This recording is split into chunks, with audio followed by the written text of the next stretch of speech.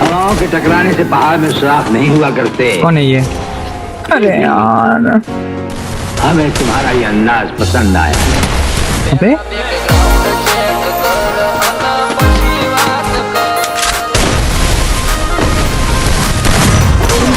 अबे यार ये जेपी ठाकुर बहन का पकौड़ा, ये अकेला कुत्ता मेरे को मार रहा है भाई। इसको मार मार मार मार।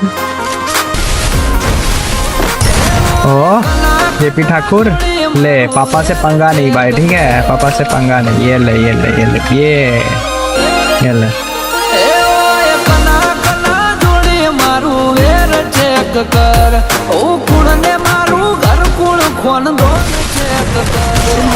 अरे यार रेड फ्लैग। बैकग्राउंड चेक अरे अरे इतना जल्दी खत्म हो गया?